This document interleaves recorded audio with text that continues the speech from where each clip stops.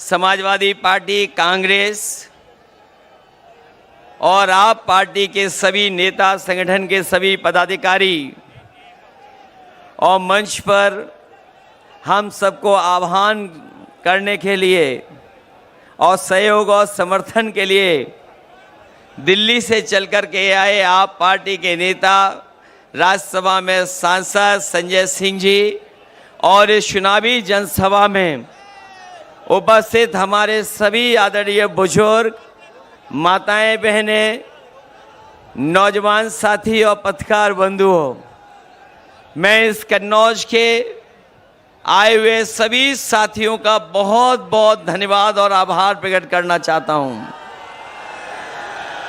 मैं देख रहा हूं जहां मैदान में लोग हैं और बड़ी संख्या में अभी भी लोग आ रहे हैं। जो हमारा बाईं तरफ मंच है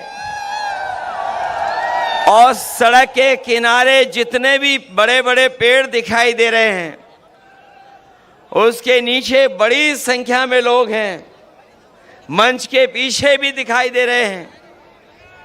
ये कन्नौज के हमारे अपने लोग इस बार न केवल जिताने जा रहे हैं, बल्कि रिकॉर्ड मतों से ऐतिहासिक वोट देकर से देश की बड़ी जीतों में शामिल होने जा रहे हैं।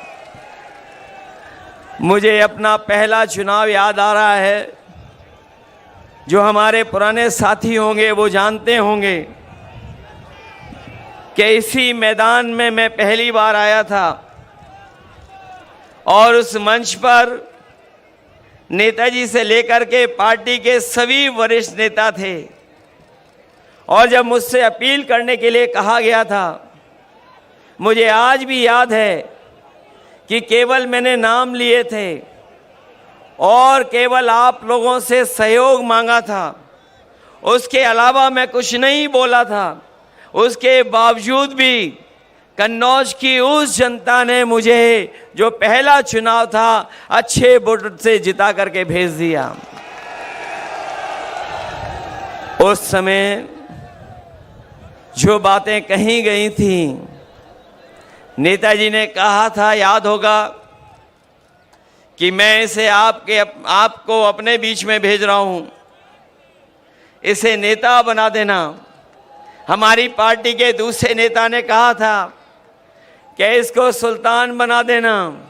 किसी ने कहा था कि ये आपके साथ कंधे से कंधा मिलाकर के अपनी पूरी राजनीतिक जीवन में आपके साथ खड़ा दिखाई देगा। और उसका परिणाम है कि पहले चुनाव से जब भी मुझे चुनाव लड़ना पड़ा होगा, मैं चुनाव लड़ा नहीं लड़ा, लेकिन अपने कन्नौज के लोगों को कभी मैंने छोड़ा नहीं।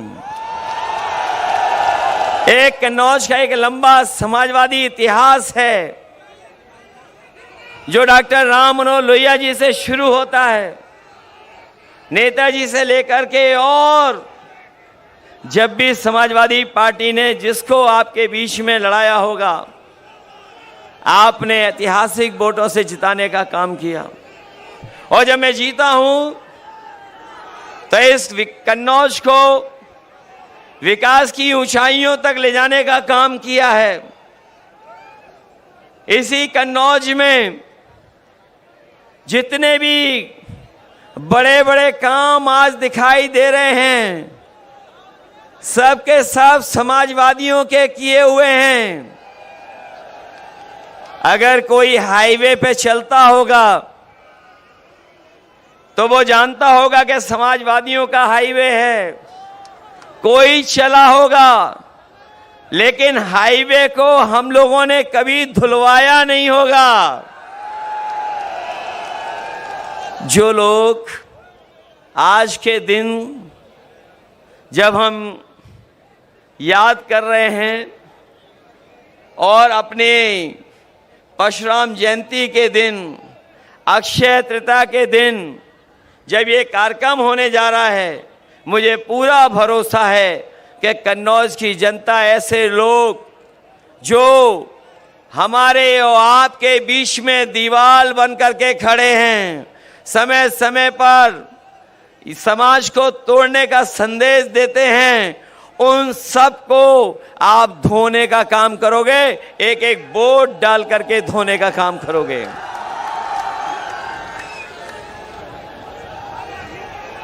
वैसे तो चोरी में झगड़ा तभी होता है जब बंटवारा ठीक से नहीं होता है। चोरों में झगड़ा तभी होता है जब चोरी की चीज का बंटवारा ठीक ना हो। और हमें तो वो दिन भी याद आ रहे हैं जो लोग कहते थे बादलों की वजह से रडार से दिखाई नहीं देता है और नाले की पाइप से गैस निकाल करके चाय बनाई जा सकती है। आज वही लोग और उनके सहयोगी लोग कह रहे हैं कि जो वैक्सीन निकाल ली है, जो वैक्सीन लगवाई है, जिनके पास ऐसा ज्ञान है तो उन पे ये भी तो ज्ञान होगा कि वैक्सीन जो लग गई है वो वैक्सीन कैसे निकाली जाएगी। मैं बहुत लंबी बातें नहीं कहना चाहता हूं। हमारा किसान, नौजवान और इस देश की जनता बदलाव चाहती है। बीजेपी के लोगों ने पिछले 10 साल में और लखनऊ की सरकार ने 7 साल में जनता को झूठी बातें और वादे झूठे देकर के गुमराह करने का काम किया है। हम सब मिलकर के इंडिया गठबंधन और समाजवादी पार्टी मिलकर के इनको सबक सिखाने जा रही है। ये लोग जो हमारे आपके पीछे और संविधान के पीछे पड़े हैं, जो अपने आप को कहते थे कि डबल इंजन की सरकार है, ये बड़ी बड़ी होर्डिंगें आप इनकी देखो, जो बड़ी बड़ी होर्डिंग लगाए हैं, जो अपने आप को डबल इंजन की सरकार कहते थे, उनका एक इंजन गायब है और जिस इंजन के लिए वोट मांगने आ रहे हैं वो खटारा इंजन तो कहीं होर्डिंग पे दिखाई नहीं दे रहा है। मैं आप सबका धन्यवाद देता हूं। मैं राहुल गांधी जी का धन्यवाद देता हूं कि जिन्होंने यहां आकर के और अपील हम लोगों के लिए करने आए हैं, हमारा आपका मनोबल बढ़ाने आए हैं। मुझे पूरा भरोसा है कि आप सब लोग उनकी बात भी सुनेंगे और उन्हें बधाई भी देंगे कि जो उन्होंने यात्राएं की हैं, चाहे वो न्याय यात्रा हो या मोहब्बत को लेकर के, उन्होंने जो भाईचारे को लेकर के, मिलीजुली संस्कृति को लेकर के यात्राएं की हों, और आज जब वो कन्नौज में आए हैं, अगर मोहब्बत और सुगंध मिल जाए तो सोचो कितना परिवर्तन हो सकता है। और हम अपने कन्नौज के लोगों को भरोसा दिला सकते हैं, जो हमारे विकास की सुगंध रोकी है, उस विकास को आगे बढ़ाने का काम करेंगे। मैं आज के दिन जब आप वोट डालने जा रहे हैं कुछ दिन बाद, मैं एक ही अपील आपसे करना चाहता हूं कि आज जब आप आए हैं, आज के बाद कल आखिरी दिन होगा प्रचार का, उसके बाद प्रचार नहीं हो पाएगा। मैं आप सबसे अपील करता हूं कि अपने गांव, अपने बूथ पर जाकर के समाजवादी पार्टी के पक्ष में माहौल के साथ साथ वोट डलवाने की तैयारी करना। हम लोग आ पाए ना पाए, बताओ आप लोग तैयारी करोगे बूथ पर? और अब तो बीजेपी की हार होने में केवल 4 कदम बाकी हैं, केवल 4 चरण, 4 कदम, 4 चरण बाकी हैं केवल। और ये 4 चौथे चरण का चुनाव बिल्कुल बीच का चुनाव है। अभी तक तो वो नीचे जा चुके हैं बहुत। ये चौथे चरण का चुनाव जो बिल्कुल बीच का चुनाव है, बताओ भारतीय जनता पार्टी का पूरा बैलेंस खराब कर दोगे कि नहीं करोगे? बस इन्हीं बातों के साथ मैं अपने कन्नौज के सभी लोगों का धन्यवाद देता हूं, मंच पर उपस्थित सभी नेताओं का धन्यवाद देता हूं। मैं एक बार फिर राहुल गांधी जी का कन्नौज शहर में जो ऐतिहासिक शहर है, हमारा न केवल इतिहास पूरे देश और दुनिया में जाना जाता है, बल्कि सुगंध और यहाँ के व्यापार की वजह से कन्नौज की एक अलग पहचान है। मैं अपने कन्नौज के लोगों का भरोसा दिलाता हूँ कि कन्नौज की पहचान को और ऊंचाई तक पहुँचाने का काम करेंगे। बहुत बहुत धन्यवाद आपका। बहुत बहुत धन्यवाद हमारे माननीय राष्ट्रीय अध्यक्ष जी के प्रेम का, जो उन्होंने यहाँ के अभी अभी सूचना मिली है कि इंदरगढ़ और तिरवा पुलिस हमारी 100 से 150 गाड़ियों को रोके हुए है। ये बहुत गलत बात है। मैं प्रशासन से, डीएम साहब से, कप्तान साहब से अनुरोध करना चाहता हूं कि इस पर आप तुरंत रोक लगाएं और गाड़ियों को छुड़वाएं। अब इसके बाद मैं हमारे बीच के हमारे भाई पवन तिवारी जी, जिला अध्यक्ष कलीम खां, हसीब हसन, ये हमारे देश के माननीय नेता राहुल गांधी को इत्रदान भेंट करेंगे। भाई कलीम खां साहब।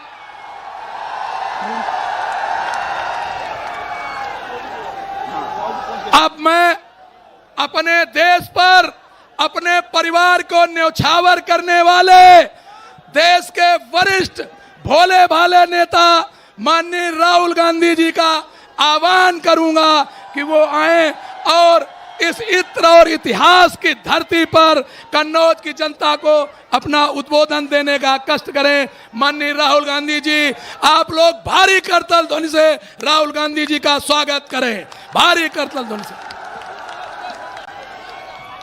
अखिलेश यादव जी, अविनाश पांडे जी, प्रमोद तिवारी जी, संजय सिंह जी, कलीम खान जी, दिनेश पालीवाल जी, अंशुल त्रिपाठी जी, कल्याण सिंह जी, रेखा वर्मा जी, अनिल पाल जी, मनोज दीक्षित जी, स्टेज पे इंडिया गठबंधन के वरिष्ठ नेता, इंडिया गठबंधन के प्यारे कार्यकर्ता बब्बर शेर,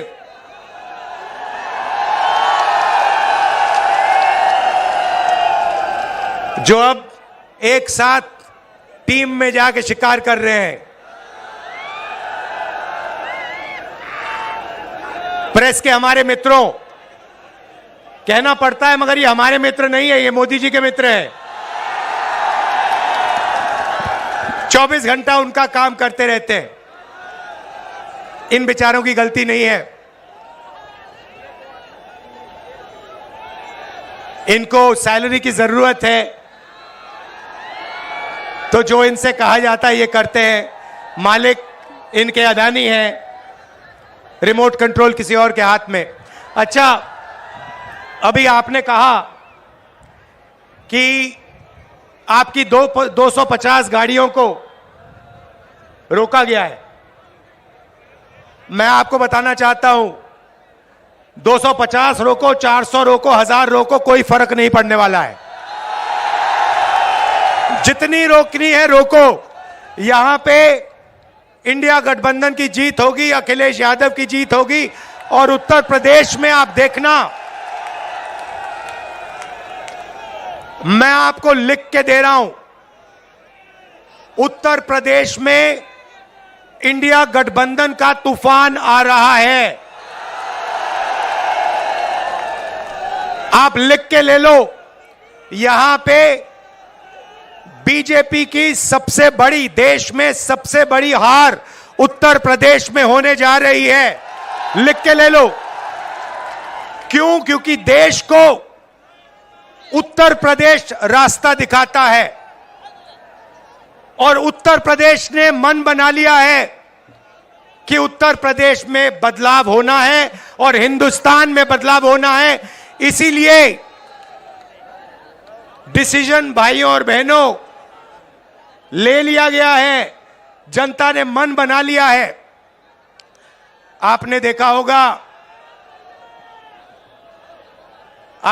होगा 10 साल नरेंद्र मोदी जी ने अदानी और अंबानी का नाम नहीं लिया।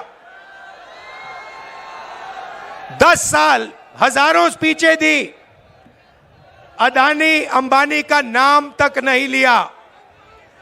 मगर अब भैया देखिए, जब कोई डर जाता है तो उन्हीं लोगों का नाम लेता है जो सोचता है बचा पाए। इसीलिए नरेंद्र मोदी जी ने अपने 2 मित्रों का नाम ले लिया कि भैया मुझे आके बचाओ, इंडिया गठबंधन ने मुझे घेर लिया है, मैं हार रहा हूं, मुझे बचाओ, अदानी अंबानी जी मुझे बचाओ। इसीलिए नरेंद्र मोदी जी ने नाम लिया। अच्छा, उनको यह भी मालूम है कि अदानी जी कौन से टेम्पो में और कैसे पैसा भेजते हैं। पर्सनल एक्सपीरियंस है प्रधानमंत्री जी का, टेम्पो वाला। तो भाइयों और बहनों, अब बीजेपी, नरेंद्र मोदी, अमित शाह आपके ध्यान को इधर उधर ले जाने की कोशिश करेंगे। अगले 10-15 दिन में आप देखना, ये आपके ध्यान को भटकाने की कोशिश करेंगे, कभी इधर कभी उधर कभी इधर। आपको भटकना नहीं है।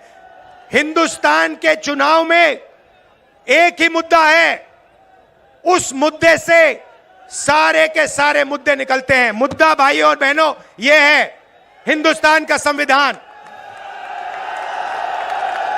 ये जो है, इस किताब ने हिंदुस्तान के गरीबों को, पिछड़ों को, दलितों को, आदिवासियों को, किसानों को, मजदूरों को, छोटे व्यापारियों को अधिकार दिया है। जो भी आपको मिला है, चाहे वो वोट हो, चाहे वो रिजर्वेशन हो, चाहे वो पब्लिक सेक्टर हो, नौकरी हो, जमीन हो, जो भी आपको हक मिले हैं, इस किताब ने आपको हक दिए हैं। ये गांधी जी और अंबेडकर जी की देन है। और बीजेपी ने मन बना लिया है कि अगर वो चुनाव जीते तो वो इस कॉन्स्टिट्यूशन को, संविधान को रद्द करने जा रहे हैं। और मैंने और अखिलेश जी ने निर्णय ले लिया है कि इस किताब को बीजेपी छोड़ो, दुनिया की कोई भी शक्ति नहीं छू सकती है। क्योंकि इस किताब में हिंदुस्तान के गरीब लोगों की आत्मा है, भावनाएं हैं, भविष्य है, विकास है। नरेंद्र मोदी जी 22 लोगों के लिए काम करते हैं। भाइयों और बहनों, 22 लोगों का उन्होंने 16 लाख करोड़ रुपया कर्जा माफ किया है। 16 लाख करोड़ रुपया मतलब 24 साल का मनरेगा का पैसा नरेंद्र मोदी जी ने 22 लोगों को दिया है। भाइयों और बहनों, मैं आपसे पूछना चाहता हूं, आपका नरेंद्र मोदी जी ने कितना कर्जा माफ किया है?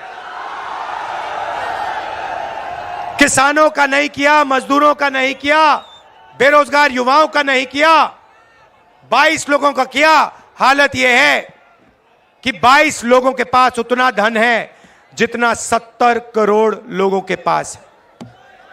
आप सोचिए, स्टेज में पहली लाइन में तकरीबन 22 लोग बैठे हैं। हिंदुस्तान में ऐसे 22 लोग हैं जिनके पास उतना ही धन है जितना 70 करोड़ हिंदुस्तानियों के पास है। यह है नरेंद्र मोदी जी का काम। तो हमने निर्णय ले लिया है, कांग्रेस पार्टी ने, इंडिया गठबंधन ने, कि अगर वो 22 अरबपति बना सकते हैं तो हम करोड़ों लाखपति भी बना सकते हैं। भाइयों और बहनों, गरीब परिवारों की लिस्ट बनेगी। उसमें दलित, आदिवासी, पिछड़े, गरीब, जनरल कास्ट, माइनॉरिटी, सारे के सारे गरीब परिवारों की लिस्ट बनेगी, पूरे हिंदुस्तान की लिस्ट बनेगी।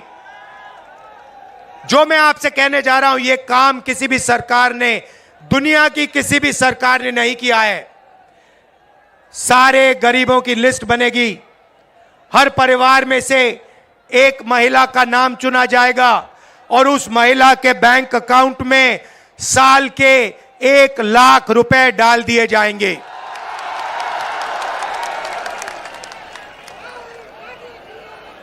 महीने के 8,500 रुपए हर महीना 1 तारीख को खटाखट खटाखट खटाखट खटाखट खटाखट करोड़ों परिवारों के बैंक अकाउंट में। जिंदगी बदल जाएगी। जैसे नरेंद्र मोदी जी ने 22 लोगों को मदद की, वैसे ही हम करोड़ों लोगों को लाखपति बनाने जा रहे हैं।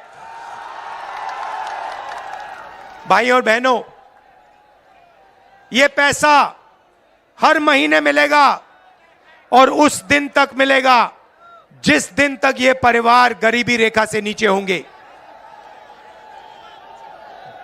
जब तक ये गरीबी रेखा के ऊपर नहीं जाएंगे, उस दिन तक हर महीने इनको पैसा मिलता जाएगा, मिलता जाएगा, मिलता जाएगा, मिलता जाएगा। ये मीडिया वाले कहेंगे कि देखो, इंडिया गठबंधन गरीबों की आदत बिगाड़ रहा है।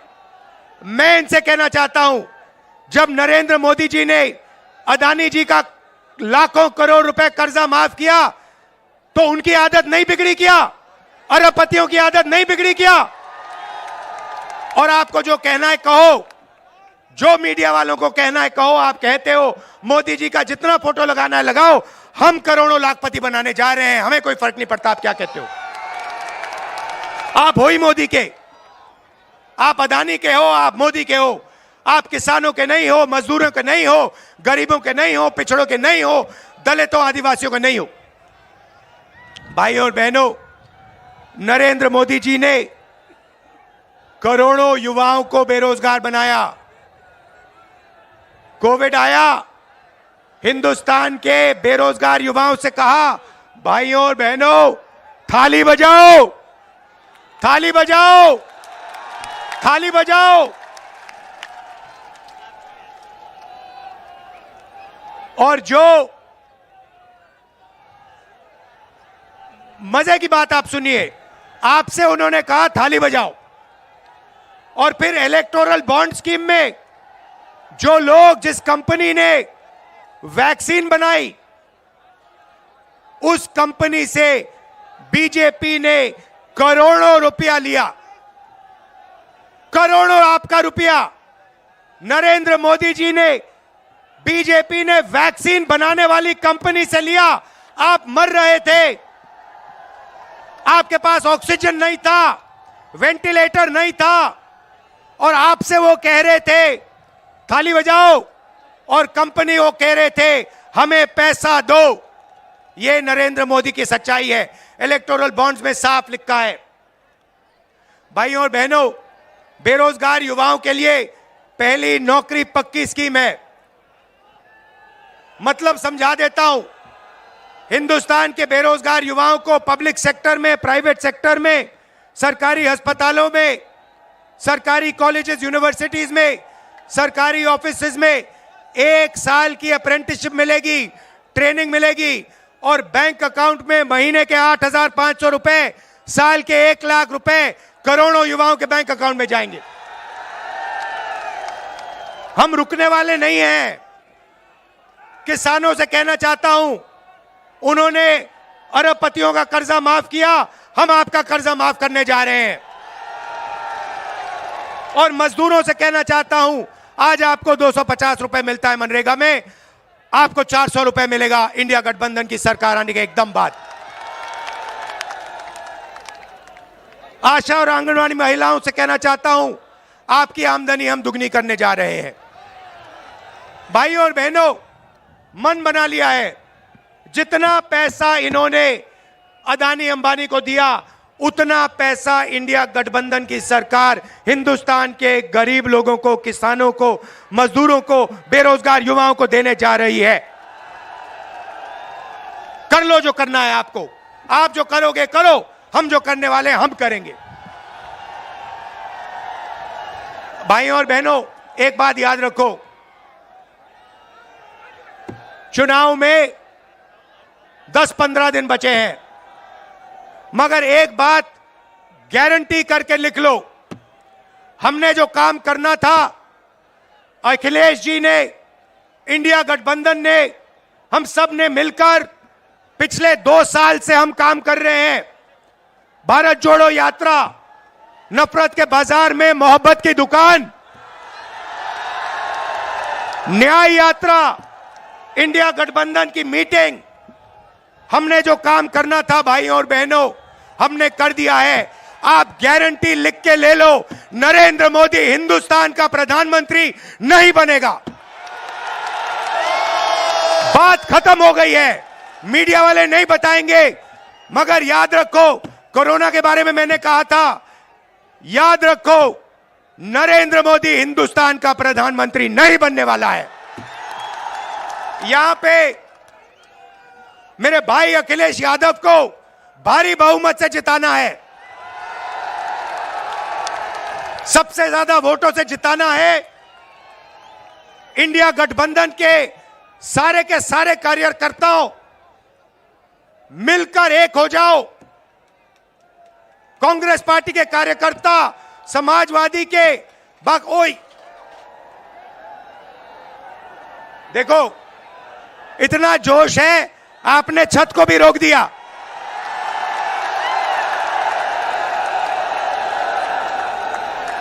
शाबाश।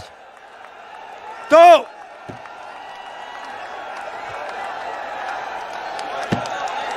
नीचे से इतनी शक्ति है कि छत भी रोक दी आपने।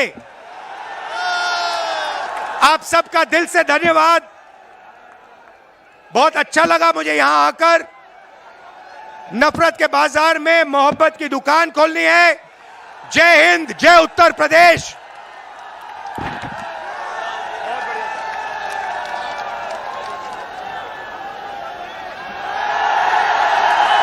का गीत आपके सामने माननीय जी प्रस्तुत करेंगे। मैं एक छोटा सा शेर माननीय राहुल जी और भैया के लिए कहना चाहता हूं।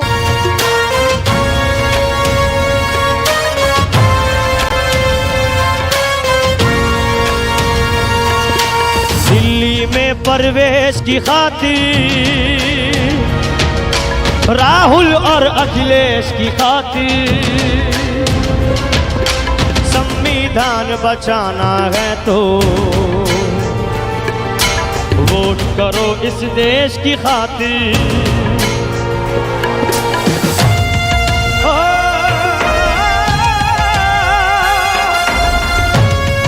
जोश के साथ उम्मीद किसानों की इनसे, मजदूरों की आस यही है,